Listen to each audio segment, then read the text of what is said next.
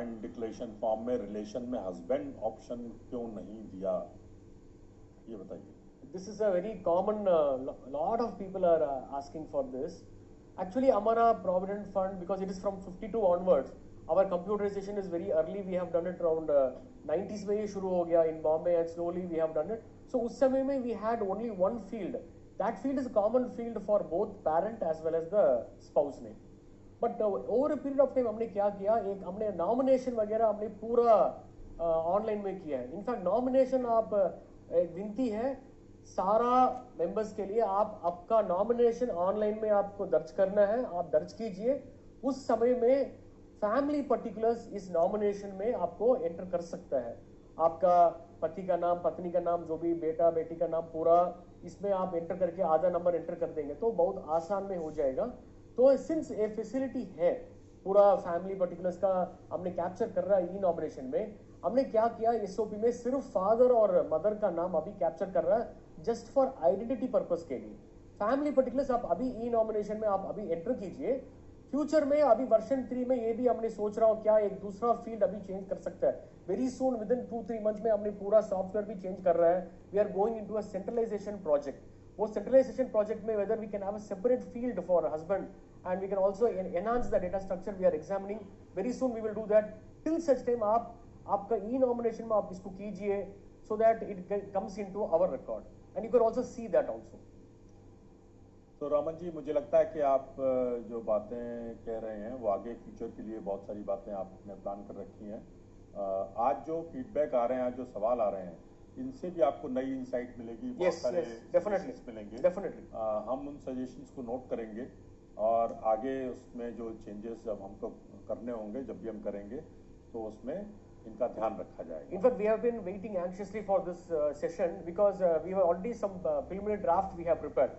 But we insisted that we should get all your inputs today and all your comments. I will be seeing it, and based on that only we'll again put some more improvements in that version 3. ये बहुत अच्छी बात है. देखिए, हमारे session का लाभ केवल आपको ही नहीं हो रहा बल्कि ईपीएफओ को भी हो रहा है, क्योंकि आप जो सवाल कर रहे हैं, आप जो सजेशन दे रहे हैं, उनको हमारा जो कंसर्न डिवीजन है, रमन धनशेखर साहब उसके हेड हैं, रमन धनशेखर साहब नोट कर रहे हैं और हमारे रिकॉर्ड भी हो रहे हैं. हम उन सब का ध्यान रखेंगे जिससे कि आगे और बेहतर हो, ये सुविधाएं और बेहतर हो. So we want very easily you have to correct it, and only the genuine member should correct the data. The correct data should come into it, and whenever the member first comes to the system of EPFO, all the data should be collected in a very secure manner. Correct data should come so that हमारा EPF का service आपको बहुत अच्छा से, बहुत कम time से अच्छा एक तरीका से आपको मिलना है without any kind of problems, with any kind of grievance. ये हमारा लक्ष्य है. इसके लिए जो भी करना है हम इसके लिए तैयार हैं. एक बात मैं अपने दर्शकों को कहूँगा कि जो भी सवाल पूछें वो एक तो इस विषय पर हों. दूसरी बात यह है कि सवाल पूरा लिखें, अपनी बात को स्पष्ट रूप से लिखें, चाहे हिंदी में लिखें या इंग्लिश में लिखें, इससे कोई फर्क नहीं पड़ता, लेकिन सवाल समझ में आना चाहिए, तभी उस सवाल का सही जवाब दिया जा सकेगा. एक जैसे ये सवाल पूछ रहे हैं, bank KYC digital signature pending है, अप्रूवल नहीं कर रहे हैं कंपनी L&T, तो इसके लिए आप तुरंत ये डिजिटल सिग्नेचर का भी एक अप्रूवल का प्रोविजन है. बट आपकी ये EPF IGMS में आप ले लीजिए, या you can even we are every month we are doing this Nidhi आपके निकट, और भविष्य निधि अदालत भी है. आप वेट कीजिए, otherwise you can go personally and meet the commissioner there on every 10th it is happening and every 27th the nidhi aapke nikat, so that you have 2 opportunities in a month. You can always go and meet the commissioner. Nidhi aapke nikat mein they are coming to your place, and there you can also meet, or you can send a mail also. जी जी, आपने अच्छा हुआ ये बता दिया हमारे दर्शकों को कि हम लोग हर महीने 27 तारीख को या 27 को अगर छुट्टी है, अवकाश का दिन है, तो उसके अगले दिन हम फील्ड में जाते हैं. हर डिस्ट्रिक्ट में एक कैंप लगाते हैं जहां हमारे अधिकारी पहुंचते हैं और आपकी समस्याओं का समाधान करते हैं. तो आप उसका लाभ उठाइए, आप वहां जाइए. आपको कोई जानकारी चाहिए या कोई सेवा चाहिए तो आप वहां जा सकते हैं. एक दो सवाल और लेते हैं हम. एक बहुत अच्छा सवाल इन्होंने पूछा, पवन मिश्रा जी ने, कि how to do KYC online. मतलब ये कहना चाहते हैं कि हम खुद KYC कैसे कर सकते हैं ऑनलाइन. नहीं, KYC तो आप आधार का डेटा आप एंटर करेंगे, ये ऑटोमेटिक है, क्योंकि आपका जो भी डेटा है आधार से मैच हो जाएगा. ऑटोमेटिकली ये केवाईसी एनेबल हो जाएगा, बिकॉज डेटा तो मैच हो रहा है। प्रॉब्लम होता है, मान लो केवाईसी आधार का डेटा अलग है, आपने दूसरा डेटा एंटर कर रहा है, ये मुश्किल होता है, then the mismatch demographic error throw होता है। तो आपको बहुत क्लियर, क्योंकि मेरा एक्सपीरियंस में, बिकॉज हमारा रीजन अलग अलग रीजन होता है, अलग अलग का कल्चर होता है, तो नेमिंग कन्वेंशन अलग अलग होता है। और हम एक नेम तो हमने पैन में है, दूसरा नेम आधार में है, तीसरा नेम हम बैंक में है। तो फर्स्ट ऑफ ऑल मेरा विनती है, आप पहला डिसाइड कीजिए आपका नाम क्या है, क्या यूनिफॉर्म एक नाम आप डिसाइड कीजिए, ये नाम सारा में आप इक्वल एक ही तरह आप कीजिए जो भी प्रोसेस है। तो एक बार सारा डॉक्यूमेंट में एक ही तरह का नाम आ गया, डेटा बर्थ तो चेंज नहीं होगा, तो ये पूरा हो गया तो बाकी सारा लिंकिंग बहुत आसान हो जाएगा। KYC, how to do KYC online से मुझे लगता है शायद ये भी कुछ जानना चाहते होंगे कि अगर किसी ने यूएन जनरेट किया या उसका यूएन जनरेट हुआ है तो वो क्या अपना आधार खुद अपडेट कर सकता है, अपना बैंक अकाउंट खुद अपडेट कर सकता है, अपना पैन खुद अपडेट कर सकता है क्या? नहीं, when once he goes to the employer at the time of onboarding the employer collects the Aadhaar data and members data. He enters the data of the member in this employer portal. And there is a very clear note is there, or a direction is there, that this data has to be equal or same as the Aadhaar. तो आप आधार data enter कर देंगे, क्योंकि आधार copy तो लगेंगे, उसी का data यहाँ एंटर कर देंगे, तो वो डेटा इमीडिएटली वैलिडेट होता है यूएडीए वेबसाइट से। वो मैच होता है तो तुरंत आपका आधार नंबर आपका यूएएन से लिंक हो जाएगा, केवाईसी में लिंक हो जाएगा और एक्टिवेट भी हो जाएगा। और एक ओटीपी भी आएगा, क्योंकि अभी तो हमने क्या किया, बहुत सरल किया उसको। पहला हमने एक फैसिलिटी किया है, एक दूसरा मोबाइल नंबर भी आप दे सकता है। अभी जो भी मोबाइल नंबर आधार में आपने दिया है, उसी मोबाइल नंबर हम वेरीफाई करके सीधा एक ओटीपी आ रहा है, आप एंटर कर देंगे, ये ओटीपी आ रहा है यूआईडीए से आ रहा है, एंटर कर देंगे, ऑटोमेटिकली आपका केवाईसी सीड हो जाएगा। तो there is no nothing to worry. Sometimes में आपको मान लो आप एक स्टूडेंट है, you wanted to generate a UAN before joining, you can always generate your UAN based on your Aadhaar. आप जाके वो भी है। समटाइम्स में मान लो ओल्ड मेंबर है, क्योंकि हमारा यूएएन कॉन्सेप्ट आया है 2014 में 2014 का पहले एक ओल्ड मेंबर है, उनका यूएएन नहीं है, आज उसको यूएएन चाहिए, he can always go to our office. उनके लिए कोई प्रोविडेंट फंड अकाउंट है, उस अकाउंट से बेसिस में we can always generate a UAN depending upon some verification, इसके लिए भी है प्रोविजन। जी, मैं भी यही जानना चाहता था कि जो कोई भी पर्सन अपना यूएएन जनरेट खुद कर सकता है, तो क्या वो अपना केवाईसी भी अपडेट कर सकता है खुद? तो आपने बता दिया कि वो आधार के बेसिस पे ही जनरेट होगा, आधार का डेटा उसमें आएगा। एक बार उसका यूएएन का क्रेडेंशियल्स वैलिडेट हो गया, उसके बाद he can go into the member portal.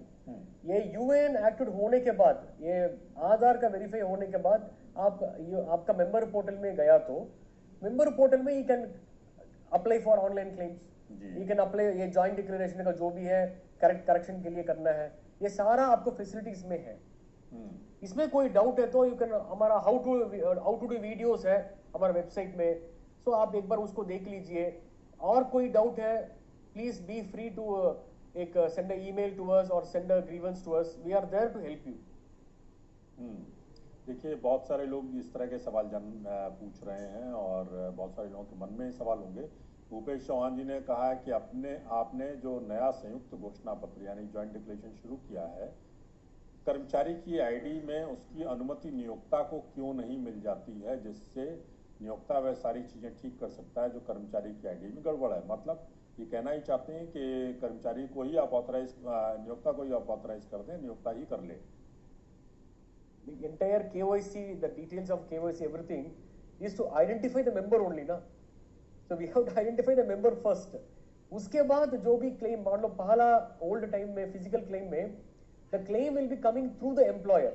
Member ने फॉर्म फिल करेगा, एम्प्लॉयर को देगा, एम्प्लॉयर साइन करेगा, उसके बाद हमको फिजिकल आएगा।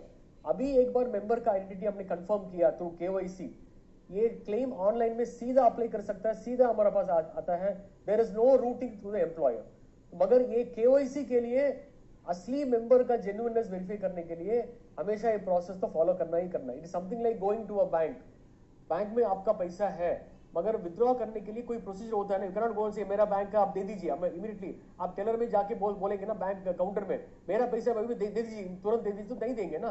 एक विथड्रॉल स्लिप फिल करना है या चेक को देना है, इस तरह कोई प्रोसीजर होता है, ये आपके भलाई के लिए। तो इसके लिए थोड़ा इनकन्वीनियंस पहले होगा, पर एक बार इसको ठीक करेंगे तो बहुत आसान है।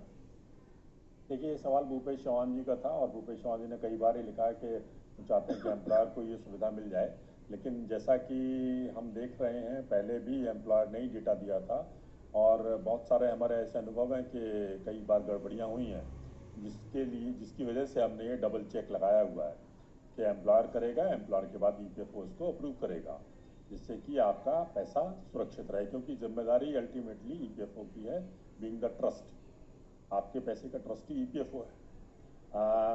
साथ में ये भूपेश चौहान जी ये तारीफ भी कर रहे हैं आपकी कि संयुक्त घोषणा पत्र जो है आपका बहुत अच्छा निर्णय है, जिसकी ऑनलाइन हमें बहुत सारी सुविधाएं मिल जाएंगी, तो ये आपकी तारीफ भी कर रहे हैं। इसको आप नहीं, इसको we are want to improve more and more actually, because ये तो इनिशियली हमने फर्स्ट वर्जन लेके आया, ये अभी सेकेंड वर्जन है, अभी तीसरा वर्जन भी we are taking your inputs, और कितना महत्वपूर्ण, कितना अच्छा से, कितना ease of living, ease of doing business में कितना इसका बहुत सरल से हम कर सकता है, और इसके अलावा हमने एक यूटिलिटी को भी थोड़ा बहुत सिंपल में कर सकता है, वो भी वी आर डूइंग इट, ताकि आपको बहुत इजीली बहुत you can do that without any kind of difficulty. ये हमारा लक्ष्य है, वो हो रहा है। एक अथर्व जी हैं, अथर्व ये सवाल पूछ रहे हैं कि EPFO में डेट ऑफ बर्थ गलत है और फादर नेम भी गलत है, 6-7 साल हो गए हैं, ठीक नहीं हो रहा है सर, बहुत परेशान हूँ।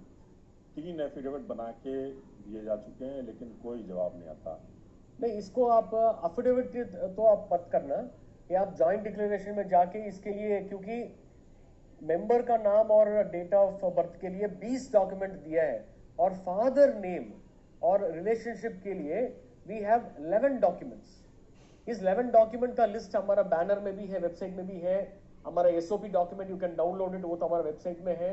ये पूरा डॉक्यूमेंट से आप 2 और 3 डॉक्यूमेंट, क्योंकि आपका पिताजी का नाम ऑलरेडी है, उसको रेक्टिफाई करना है, कोई फोनेटिकली रेक्टिफाई करना है, तो मेजर चेंज है, उसके लिए आपको 3 डॉक्यूमेंट अपलोड करना है।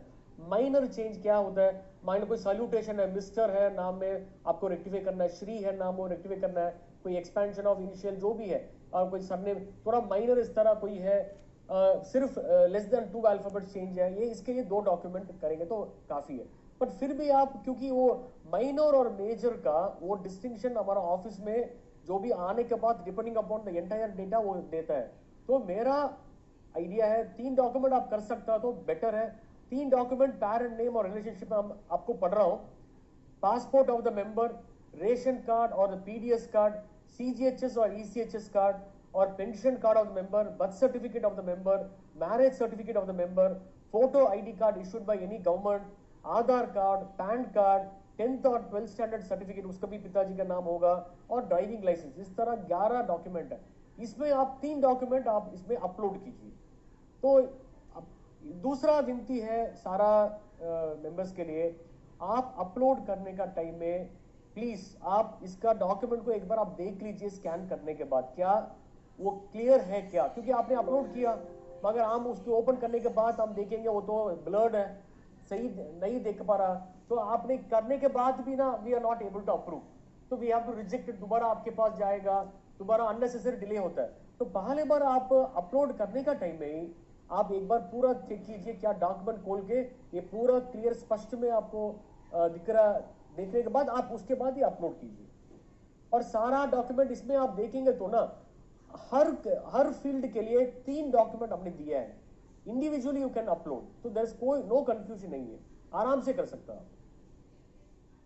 देखिए, प्रदीप यादव जी ये पूछ रहे हैं कि how many days it will take to complete, because present organization stopped my onboarding process. इसका मतलब क्या, ऑनबोर्डिंग प्रोसेस का मतलब क्या है? मुझे इसका जो भी ज्वाइन करने का पहले ये वाला जो भी करेक्शन करने के बाद ही उसका ऑनबोर्डिंग ज्वाइन करने वो अलो करेंगे। इसके लिए क्योंकि वो ज्वाइन करने के बाद रेक्टिफाई करने में मुश्किल होगा करके some companies are putting it up, आप इसको अप्लाई कीजिए, क्योंकि देयर इज अ क्यू, तो अर्जेंट है तो आप तुरंत इमीडिएटली एक ईपीएफ आईजीएमएस ग्रीवेंस कीजिए, और जो भी आपको एक कम्युनिकेशन आया होगा ना आपका कंपनी से, एक कंप्लीट होने के बाद ही आपको ऑन बोर्ड करेंगे, इस तरह कोई कम्युनिकेशन होगा आपके पास ईमेल वगैरह, आप अटैच करके ईपीएफ आईजीएमएस में भेज दीजिए, इसको थोड़ा प्रायोरिटी साइड में office will be immediately doing it. అయితే ఒక